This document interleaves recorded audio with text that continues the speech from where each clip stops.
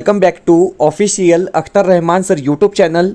एक नए वीडियो में आपका फिर से बहुत बहुत वेलकम है दोस्तों। महाराष्ट्र शिक्षक पात्रता परीक्षा महाटेट 21 जून 2026 पेपर 1 और पेपर 2 को लेकर विषय हिंदी के फिर से कुछ इंपॉर्टेंट और सिलेक्टेड क्वेश्चन आज की इस वीडियो में हम देखने वाले हैं दोस्तों। वीडियो नंबर 28 हम आज देखने वाले हैं। इससे पहले हमारे चैनल पर 27 वीडियो अपलोड हो चुके हैं दोस्तों। प्लेलिस्ट में आप जाकर वो देख सकते हैं, क्योंकि जिस प्रकार से प्रश्नों का सिलेक्शन हमारे चैनल के माध्यम से किया जा रहा है दोस्तों, पेपर 1 और पेपर 2 के लिए मैं आपको बता रहा हूं कि एक भी क्वेश्चन जो है इसके बाहर का आपको परीक्षा में देखने के लिए नहीं मिलेगा दोस्तों। क्योंकि इस बार जो है हमारा टारगेट रहा है दोस्तों, अब की बार 25 पार, तो डेफिनेटली 25 जो है हमारे सभी स्टूडेंट्स, सभी बच्चे जो है इस बार जो है दोस्तों 25 नंबर कम से कम क्रॉस करेंगे हिंदी में। चलिए बढ़ते हैं वीडियो में आगे बढ़ने से पहले अगर आप हमारे चैनल पे नए हो तो चैनल को सब्सक्राइब कीजिए, साथ ही साथ बेल नोटिफिकेशन को ऑन कीजिए ताकि आपको आने वाले वीडियोस के नोटिफिकेशन जो है वो आसानी से मिल पाए।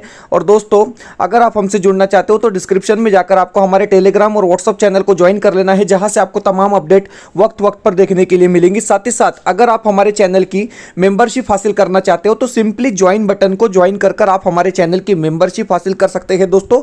महाराष्ट्र शिक्षक पात्रता परीक्षा 21 जून 2026 और सीटेट 2026 के लिए आपको हमारे सभी वीडियोस बिल्कुल फ्री में हमारे चैनल के माध्यम से देखने के लिए मिलेंगे दोस्तों। तो अभी ज्वाइन बटन को ज्वाइन कर क्या है आप हमारे चैनल की मेंबरशिप हासिल कर सकते हैं। वीडियो को प्लीज लाइक कीजिए। चैनल पे नए हो दोस्तों तो चैनल को सब्सक्राइब कीजिए। बढ़ते हैं पहले प्रश्न की तरफ। सर देखिए, पहला जो प्रश्न है बिल्कुल सिंपल क्वेश्चन आपके सामने पूछा गया है कि हिंदी की लिपि कौन सी है। देखिए दोस्तों, यहां पर हिंदी की लिपि को लेकर प्रश्न पूछा गया है और 4 ऑप्शंस आपके सामने दिए गए हैं।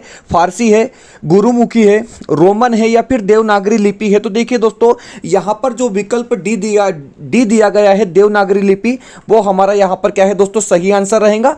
ऑप्शन जो डी दिया गया है बिल्कुल सटीक विकल्प यहां पर क्या है होने वाला है। चलिए बढ़ते हैं अगले प्रश्न की तरफ। प्रश्न नंबर 2, दूसरा क्वेश्चन पूछा है कि इनमें से कौन सा वर्ण अघोष है। अब देखिए दोस्तों, एक सिंपल सी ट्रिक है कि जो पहला दूसरा होता है दोस्तों वो होता है आपका अघोष, और जो तीसरा चौथा पांचवा व्यंजन होता है दोस्तों वो होता है आपका घोष। इसी तरीके से आपने यहां पर याद रखना है। अगर हम बात करेंगे दोस्तों चौ वर्ग की, च, छ, ज, झ, इस प्रकार से ये 4 व्यंजन होते हैं दोस्तों, पांचवा अनुस्वार होता है। तो यहां पर देखेंगे आपकी च, छ जो है दोस्तों ये आपके अघोष व्यंजन है, और उसके बाद के जो ज, झ होते हैं दोस्तों ये आपके घोष व्यंजन होते हैं। ठीक है, तो यहां पर आपका जो विकल्प सी दिया गया है, ऑप्शन जो सी दिया गया है, चो क्या रहेगा दोस्तों आपका यहां पर अघोष व्यंजन रहेगा। मतलब विकल्प जो सी रहेगा, ऑप्शन जो सी रहेगा दोस्तों वो बिल्कुल सही विकल्प है। यहां पर आपको एक ट्रिक भी दी गई है कि याद रखने का सूत्र है कि प्रत्येक वर्ग का पहला और दूसरा जो वर्ण होता है वो अघोष होता है,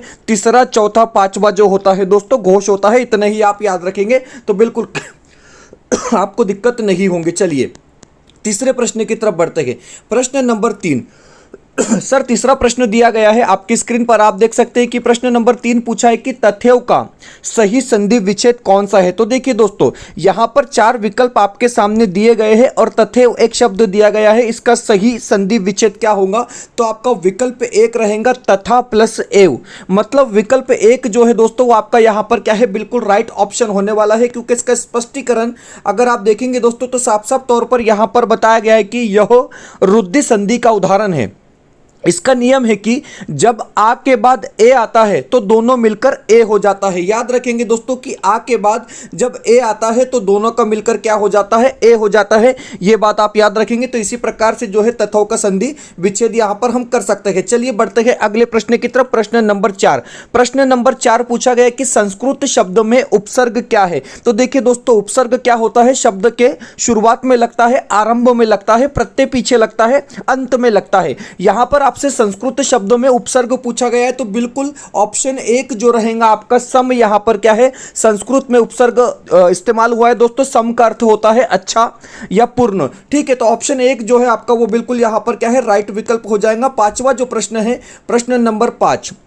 बड़ा जबरदस्त क्वेश्चन है, क्योंकि इसी प्रकार से प्रश्न आपको पेपर 1 और पेपर 2 में दोस्तों देखने के लिए मिलेंगे। यहां पर प्रश्न पूछा गया है कि सर निम्नलिखित में तद्धित प्रत्यय वाला शब्द कौन सा है। देखिए प्रत्यय दो प्रकार के होते हैं, तद्धित होते हैं और कृदंत होते हैं। ये दो चीजें आपको पता होनी चाहिए। तद्धित प्रत्यय क्या होते हैं, जो संज्ञा, सर्वनाम और विशेषण के साथ जोड़े जाते हैं, और कृदंत प्रत्यय जो होते हैं दोस्तों वो क्रिया के साथ या क्रियापद के साथ जोड़े जाते हैं। तो यहां पर आपको तद्धित प्रत्यय पूछा गया है। बिल्कुल, तो देखिए 4 ऑप्शंस आपको दिए गए हैं, बुराई, सिलाई, लड़ाई या फिर कटाई।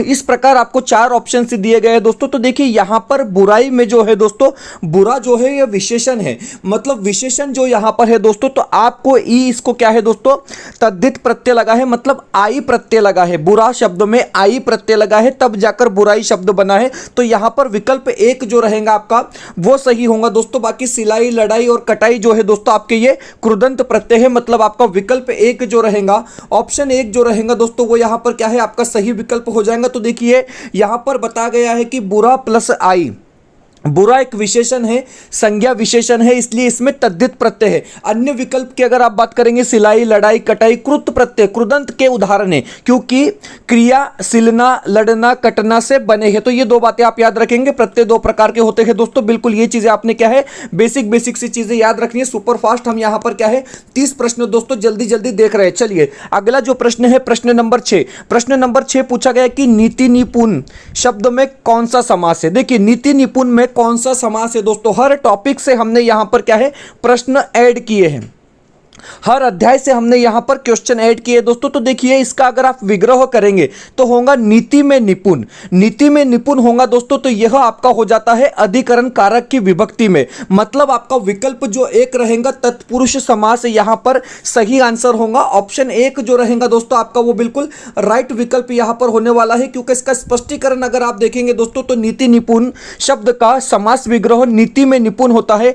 यहां में अधिकरण कारक की विभक्ति जिसका लोप होने के कारण यह अधिकरण तत्पुरुष समास का उदाहरण कहलाएगा, मतलब विकल्प 1 जो रहेगा आपका वो यहां पर क्या है दोस्तों सही विकल्प होगा। अगला जो प्रश्न है कि सर निम्नवर्तनी की दृष्टि से शुद्ध शब्द कौन सा है। अब देखिए दोस्तों यहां पर आपको शुद्ध शब्द को पहचानना है। जशा प्रकारे लेखन नियमानुसार शुद्ध शब्द कोणता, मराठीमध्ये सुद्धा हा प्रश्न विचारला जातो। या ठिकाणी हिंदीमध्ये आपल्याला हे प्रश्न आलेला आहे की वर्तनी की दृष्टि से सही शब्द का चयन कीजिए। तो देखिए पूज्य यहां पर गलत लिखा है दोस्तों। अगर आप पूज्य लिखेंगे तो यहां पर आपको सेकंड वाला उकार जो है उसका इस्तेमाल करना है। परीक्षण की बात आप करेंगे दोस्तों, परीक्षण भी गलत है, क्योंकि परीक्षण जब आप लिखेंगे दोस्तों तो आपको परीक्षण इस प्रकार से लिखना है, ठीक है। प्राण की बात अगर आप करेंगे दोस्तों तो आप प्राण किस प्रकार से लिखेंगे, तो प्राण आप इस प्रकार से लिखेंगे, मतलब प्राण भी यहां पर जो है वो गलत लिखा गया है। लेकिन परीक्षा जो है दोस्तों यहां पर शुद्ध तरीके से लिखा गया है, मतलब आपका विकल्प जो डी है, ऑप्शन जो डी दिया गया है वो सही आंसर होगा। बढ़ते हैं अगले प्रश्न की तरफ, प्रश्न नंबर 8। चलिए 8वां प्रश्न आपकी स्क्रीन पर है। प्रश्न नंबर 8 पूछा गया है कि निम्नलिखित में से कौन सा शब्द भाववाचक नहीं है। अब देखिए दोस्तों भाववाचक शब्द कौन सा नहीं है। पंडित्य भाववाचक शब्द है, माधुर्य भाववाचक शब्द है और महानता आपके भाववाचक शब्द है। लेकिन बुद्धिमान जो है दोस्तों ये विशेषण है। बुद्धिमान क्या है दोस्तों, तो ये विशेषण है। बिल्कुल यहां पर हमारा जवाब क्या होगा, बुद्धिमान भाववाचक संज्ञा नहीं है, मतलब विकल्प जो बी रहेगा आपका, ऑप्शन जो बी दिया गया है दोस्तों वो बिल्कुल आपका यहां पर क्या है सही विकल्प हो जाएगा। अगला जो प्रश्न है प्रश्न नंबर 9। 9वां प्रश्न आपकी स्क्रीन पर है कि निम्न में सर्वनाम शब्द है। अब देखिए निम्न में से सर्वनाम शब्द कौन सा है। नींद संज्ञा है, रोग संज्ञा है, सफाई संज्ञा है। लेकिन कौन यहां पर क्या है दोस्तों आपका प्रश्नवाचक जो है सर्वनाम होगा, मतलब आपका विकल्प जो डी है, ऑप्शन जो डी है यहां पर वो बिल्कुल सही आंसर होगा। बढ़ते हैं अगले प्रश्न की तरफ, प्रश्न नंबर 10। 10वां जो क्वेश्चन है आपकी स्क्रीन पर इस प्रकार दिया गया है कि मोहन एक अच्छा विद्यार्थी है। वाक्य में विशेष्य क्या है। देखिए दोस्तों विशेषण की विशेषता जहां पर बताई जाती है उसको हम विशेष्य कहते हैं। तो मोहन तो यहां पर संज्ञा हो जाती है दोस्तों, अच्छा यहां पर विशेषण हो जाता है। आपके पास 4 विकल्प है, मोहन एक अच्छा विद्यार्थी। तो देखिए यहां पर आपसे प्रश्न पूछा गया है कि सर वाक्य में विशेष्य क्या है। तो देखिए वाक्य में जो विशेष्य दोस्तों वो है विद्यार्थी, मतलब आपका जो विकल्प डी है, विकल्प जो डी है दोस्तों वो यहां पर सही आंसर होगा। ऑप्शन डी जो रहेगा आपका वो बिल्कुल सटीक विकल्प यहां पर होने वाला है। इसका स्पष्टीकरण आप देखेंगे दोस्तों, स्पष्टीकरण बताया गया है कि विशेष्य वह शब्द होता है जिसकी विशेषता बताई जाती है। इस वाक्य में अच्छा विशेषण है, जो विशेषता बता रहा है। विद्यार्थी विशेष है, जिसकी विशेषता बताई जा रही है कि वह अच्छा है। नोट, मोहन इस वाक्य का उद्देश्य मतलब सब्जेक्ट है, लेकिन व्याकरण की दृष्टि से विशेषण अच्छा सीधे तौर पर विद्यार्थी की विशेषता बता रहा है। मतलब आपका विकल्प जो डी है, ऑप्शन जो डी है दोस्तों, वो बिल्कुल यहां पर क्या है, आपका सही विकल्प होगा। वीडियो में आगे बढ़ने से पहले अगर आप हमारे चैनल पर नए हो तो चैनल को सब्सक्राइब कीजिए, साथ ही साथ बेल नोटिफिकेशन को ऑन कीजिए ताकि आपको आने वाले वीडियोस के नोटिफिकेशन जो है वो आसानी से मिल पाए। और दोस्तों, अगर आप हमसे जुड़ना चाहते हो तो डिस्क्रिप्शन में जाकर आपको हमारे टेलीग्राम और व्हाट्सएप चैनल को ज्वाइन कर लेना है, जहां से आपको तमाम अपडेट वक्त वक्त पर देखने के लिए मिलेंगी। साथ ही साथ अगर आप हमारे चैनल की मेंबरशिप हासिल करना चाहते हो तो सिंपली ज्वाइन बटन को ज्वाइन कर आप हमारे चैनल की मेंबरशिप हासिल कर सकते हैं। दोस्तों, महाटेट 2026 और सीटेट 2026 को लेकर आपको टोटली वीडियो हमारे चैनल के माध्यम से बिल्कुल फ्री में देखने के लिए मिलेंगे। दोस्तों, तो अभी ज्वाइन वाले बटन को ज्वाइन कर आप हमारे चैनल की मेंबरशिप हासिल करके टीईटी 2026 और सीटेट 2026 के टोटली वीडियो बिल्कुल फ्री में देख पाएंगे। दोस्तों, वीडियो को लाइक कीजिए, चैनल पे नए हो तो चैनल को सब्सक्राइब कीजिए। हम बढ़ते हैं अपने अगले प्रश्न की तरफ, प्रश्न नंबर 11। चलिए प्रश्न नंबर 11 देखेंगे आप। अब प्रश्न नंबर 11 पूछा गया है कि मोहन सो रहा है, वाक्य में क्रिया का भेद कौन सा होगा। देखिए, बिल्कुल सिंपल सा क्वेश्चन है दोस्तों, ज्यादा समय हमने इस प्रश्न में नहीं लेना है कि मोहन सो रहा है तो किसी प्रकार का कोई कर्म यहां पर दिखाई नहीं दे रहा है, तो अकर्मक क्रिया हो जाएंगी। आपका विकल्प जो एक दिया गया है वो यहां पर क्या है दोस्तों, सही आंसर हो जाएगा। बढ़ते हैं अगले प्रश्न की तरफ, प्रश्न नंबर 12वां प्रश्न है कि माधवी अत्यंत सुंदर गाती है। चलिए, अब रेखांकित शब्द क्या है, तो रेखांकित शब्द है दोस्तों अत्यंत। ओके, अब ये संज्ञा है, संबोध बोधक है, समुच्च बोधक है या फिर क्रिया विशेषण है। चार विकल्प आपके सामने यहां पर दिए गए दोस्तों। तो देखिए, माधवी अत्यंत सुंदर गाती है, रेखांकित शब्द है दोस्तों क्रिया विशेषण, मतलब आपका विकल्प जो डी दिया गया है, ऑप्शन जो डी दिया गया है वो यहां पर क्या है दोस्तों, सही आंसर होगा। इसका स्पष्टीकरण हम यहां पर देखेंगे दोस्तों। जिस प्रकार से इसका स्पष्टीकरण बताया गया है कि वाक्य में रेखांकित शब्द अत्यंत क्रिया विशेषण है। जो शब्द क्रिया की विशेषता बतलाते हैं उन्हें क्रिया विशेषण कहते हैं, जैसे इधर, यहां, आजकल, प्रतिदिन, अत्यंत, किंचित, बहुत, बारी बारी, तिल तिल, बस, थोड़ा आदि। ये सभी शब्द क्या है दोस्तों, क्रिया विशेषण है। तो मतलब आपका विकल्प जो डी दिया गया है, ऑप्शन जो डी क्रिया विशेषण दिया गया है, वो यहां पर क्या है, आपका सही विकल्प हो जाएगा। हर टॉपिक से यहां पर क्या है दोस्तों, हमने प्रश्न कवर किए, क्योंकि मैं आपको बता रहा हूं एक भी प्रश्न हमारे चैनल के बाहर टीईटी में जाने वाला नहीं है दोस्तों। पिछले 2 साल से तो कम से कम नहीं गया है। चलिए, अगला प्रश्न है कि निम्नलिखित में से कौन सा वाक्य पूर्ण भूतकाल का उदाहरण है। देखिए, पूर्ण भूतकाल का उदाहरण कौन सा है, इस प्रकार से बिल्कुल सिंपल से क्वेश्चन आपको परीक्षा में पूछे जाते हैं। 4 विकल्प आपके सामने है, वे गए, वे खा रहे थे, वे आए थे या फिर वे सोकर उठे हैं। इस प्रकार आपके पास 4 विकल्प है। तो देखिए, वे आए थे, मतलब आपका जो विकल्प सी है, ऑप्शन जो सी दिया गया है दोस्तों, पूर्ण भूतकाल का उदाहरण है। मतलब आपका विकल्प जो सी रहेगा, ऑप्शन जो सी रहेगा, वो यहां पर क्या है, आपका सही विकल्प होने वाला है। बढ़ते हैं अगले प्रश्न की तरफ, प्रश्न नंबर 14। सर, 14वां प्रश्न पूछा गया है कि निम्नलिखित में से कौन सा शब्द पुल्लिंग है।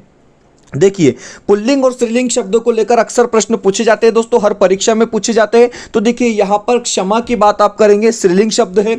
आशा की बात आप करेंगे, स्त्रीलिंग शब्द है। सेना की बात करेंगे आप दोस्तों, स्त्रीलिंग शब्द है। लेकिन कष्ट जो है यहां पर पुल्लिंग शब्द है, मुझे बहुत ज्यादा कष्ट हुआ। तो यहां पर बिल्कुल इस प्रकार से वाक्य आपने बनाना है, सेना आ गई। अब सेना आ गई मतलब यहां पर क्रियापद आपका सीधे सीधे तौर पर बता रहा है कि यह स्त्रीलिंग शब्द है। आपका विकल्प जो एक रहेगा, ऑप्शन जो एक रहेगा दोस्तों, वो बिल्कुल यहां पर क्या है, आपका राइट विकल्प होगा। सर, 15वां प्रश्न है कि राजा शब्द का सही बहुवचन चुनिए। तो देखिए, राजा शब्द का जो बहुवचन होता है दोस्तों, वो राजा ही होता है। मतलब आपका विकल्प जो डी है, ऑप्शन जो डी है, वो यहां पर क्या है, सही आंसर होगा। विकल्प जो डी दिया गया है वो बिल्कुल आपका क्या है, परफेक्ट आंसर यहां पर होने वाला है। बढ़ते हैं अगले प्रश्न की तरफ, प्रश्न नंबर 16। सर, 16वां प्रश्न आपकी स्क्रीन पर है। 16वां प्रश्न कारक को लेकर पूछा गया है, और कारक को लेकर एक प्रश्न जो है दोस्तों आपको हर परीक्षा में देखने के लिए मिलेगा। यहां पर अंडरलाइन किया गया शब्द है उस जगह। एक सभा होने जा रही है, रेखांकित पद में कौन सा परसर्ग है। अब देखिए दोस्तों, उस जगह, अब जगह की अगर आप बात करेंगे दोस्तों तो कहीं ना कहीं आश्रय की बात आ रही है, प्लेस की बात आ रही है दोस्तों। क्योंकि करण में क्या होता है, करण का अर्थ होता है दोस्तों साधन। ओके, संप्रदान में क्या होता है, चीजें किसी को कुछ दिया जाता है या किसी से कुछ लिया जाता है। और अपदान में क्या होता है दोस्तों, डर, भय, क्षमा या कहीं से निकलना, ये चीजें घटित होती है। लेकिन अधिकरण कारक जो है दोस्तों ये आश्रय की बात करता है। मतलब आपका जो विकल्प बी है, ऑप्शन जो बी है दोस्तों वो बिल्कुल सही विकल्प होगा। ऑप्शन बी आपका यहां पर क्या है, राइट विकल्प हो जाएगा। प्रश्न नंबर 17वां प्रश्न है कि राम से पत्र लिखे गए, इस वाक्य का उदाहरण है। अब देखिए यहां पर से आ रहा है दोस्तों, या फिर ज्यादा से ज्यादा द्वारा आता है, तो ये दो शब्द जहां आते हैं मैं आपको बताऊंगा दोस्तों कि रट लो कि इसको हम कर्मवाच्य कहते हैं। इसको हम क्या कहते हैं दोस्तों, कर्मवाच्य कहते हैं। मतलब आपका जो विकल्प बी है, विकल्प बी है वो आपका यहां पर क्या है दोस्तों, सही विकल्प होगा। राम से खाया नहीं जाता, राम से बैठा नहीं जाता, अगर इस प्रकार के वाक्य होंगे दोस्तों तो वो भाववाच्य के अंतर्गत आते हैं। ये दो चीजें आपने यहां पर क्या है समझ लेना है। चलिए बढ़ते हैं, इसका स्पष्टीकरण देख लेंगे। बिल्कुल देखिए स्पष्टीकरण दिया गया है कि से या के द्वारे का प्रयोग जब कर्ता के साथ से या के द्वारे लगा हो और वाक्य में कर्म मौजूद हो तो वह कर्मवाच्य होता है। 100% आपका क्या है दोस्तों, कर्मवाच्य ही होता है। चलिए प्रश्न नंबर 18वां प्रश्न है कि विश्व धर्म सम्मेलन कहाँ संपन्न हुआ था, यह किस प्रकार का वाक्य है। चलिए दोस्तों हमको ये नहीं पता है कि विश्व धर्म सम्मेलन कहाँ संपन्न हुआ था, हमको सिर्फ एक वाक्य दिया गया है, हमको उसका उत्तर नहीं देखना है, हमको ये वाक्य देखना है कि वाक्य कौन सा है। विधानवाचक वाक्य है जिसमें विधान किया जाता है, प्रश्नवाचक वाक्य है, विस्मयवाचक वाक्य है, संकेतवाचक वाक्य है। तो देखिए दोस्तों सिंपल सी बात है कि लास्ट में जो है क्वेश्चन मार्क लगा है, प्रश्न चिन्ह लगा है, तो आपका ये प्रश्नवाचक वाक्य होगा।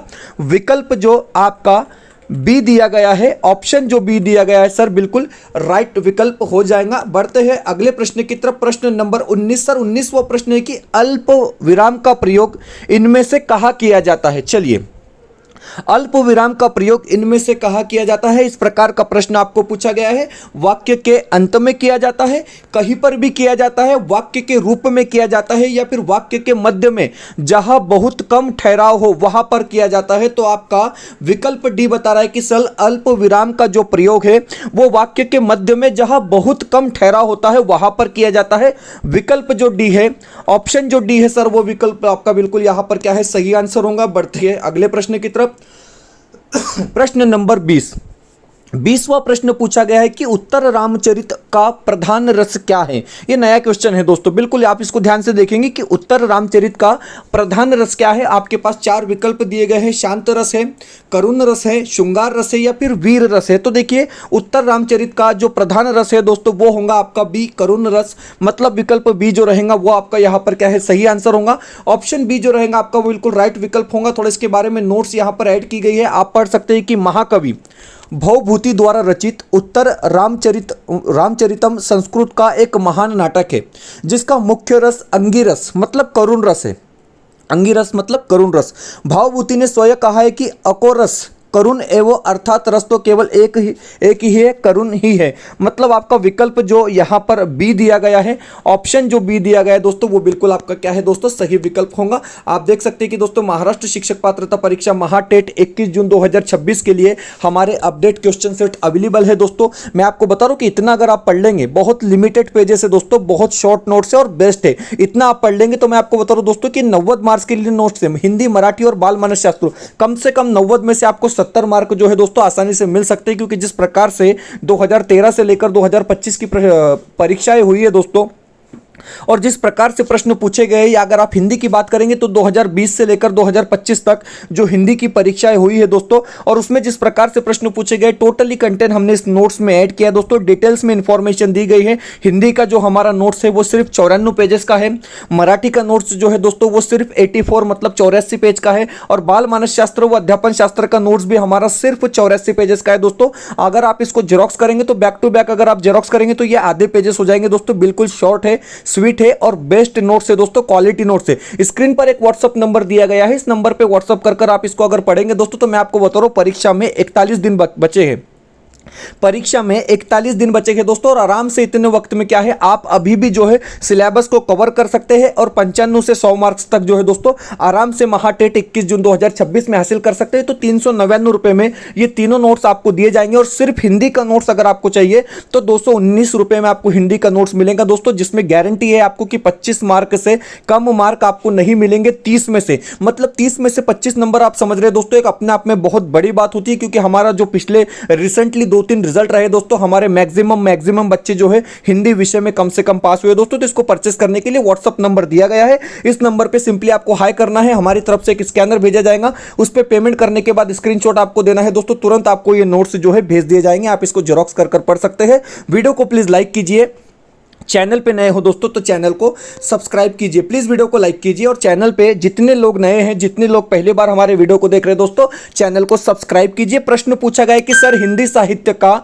9वां रस इनमें से कौन सा है? चलिए, भयानक रस है, शांत रस है, वात्सल्य रस है, या फिर करुण रस है? तो देखिए दोस्तों, हिंदी साहित्य का जो 9वां रस थे उसको हम कहेंगे शांत रस। क्या कहेंगे दोस्तों? शांत रस कहेंगे। मतलब आपका विकल्प जो बी है, ऑप्शन जो बी दिया गया है वो बिल्कुल यहां पर क्या है आपका फिर राइट विकल्प हो जाएगा। प्रश्न नंबर 22 की तरफ बढ़ते हैं। प्रश्न नंबर 22 आपकी स्क्रीन पर दिया गया है कि घनाक्षरी कौन सा छंद है?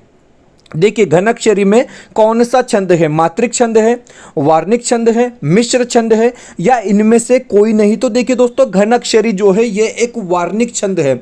अब वार्णिक छंद क्या होता है हम आपको बताएंगे दोस्तों कि वार्णिक छंद क्या होता है, क्योंकि जिस प्रकार से इसका नाम है आप समझेंगे कि घनाक्षरी एक वार्णिक छंद है, क्योंकि इसमें मात्राओं के साथ पर वर्ण अक्षरों की गणना की जाती है। ओके, ये बात आप याद रखेंगे दोस्तों, इसलिए इसको हम क्या है वार्णिक छंद कहते हैं। मतलब आपका विकल्प जो बी है, ऑप्शन जो बी दिया गया है वो यहां पर क्या है आपका सही विकल्प हो जाएगा। अगला जो प्रश्न है अलंकार को लेकर पूछा गया है।